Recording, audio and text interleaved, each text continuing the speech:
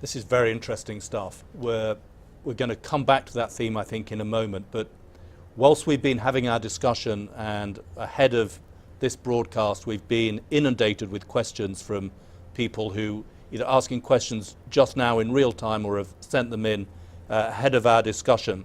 So, gentlemen, it's exam time. I'm going to start giving you some questions, not the easy ones from me. These are coming from real people.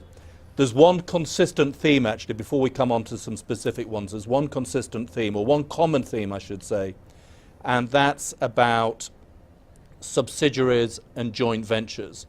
Our conversation to now has been kind of anticipating that we're dealing with companies as kind of singular entities, but companies aren't formed like that anymore. And as we talked at the head of our conversation, in order to maximize the leverage in different parts of the world, we form ourselves in these ever more elaborate corporate structures, of which joint ventures and different kinds of shared entities are very much now the sort of common way of doing things.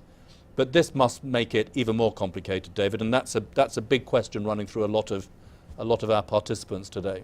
Well, let's think about the classic cross-border investigation. You have a parent company who's very interested in rooting out the truth. You have subsidiaries generally in multiple jurisdictions that may have been have rogue actors in them that you're trying to investigate. Who's doing the investigation? Because the parent might want to do the investigation, but it may not have actual ownership or control over the subsidiary's data, in the sense that the data protection law in that jurisdiction might say that the employee at issue, the data subject, gave its data to the subsidiary, and it's the data controller. And that entity might need to do the investigation, but depending on why the investigation is happening, is there a domestic issue? The controller, that subsidiary, may not be interested in running the investigation, but the parent company may not be able to force the issue. And so is there an alignment? Is there a conflict?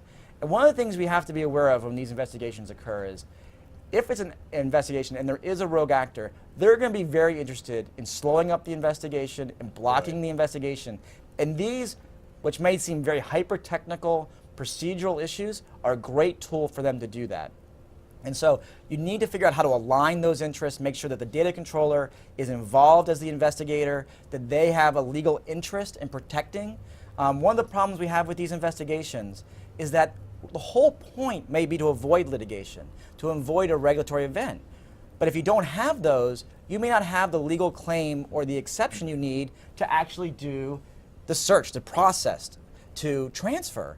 Well, okay, so how do you align those things appropriately, and so I can go forward and do the monitoring and the review? That's why the preparation is so important. So you've dotted those I's ahead of time, so you're not caught with a frustrated in-house counsel who says, I just need to look at that person's email, but for regulatory reasons in that jurisdiction, they can't see it. Right. Jim? And I think when you look at these, I mean, we've got to look at the investigative plan at two sides of it. We got to look at the reality that there's going to be a different perception on who's best suited to conduct the investigation. And it's going to be a balance between having the cultural reality and business norms of the jurisdiction where the crux of the investigation is occurring, with those who have the independence, are conflict-free to make the best decisions, and perhaps have the resource, knowledge, and expertise to do it in a way that's probably beneficial for the investigative cause. So you got to pull those two together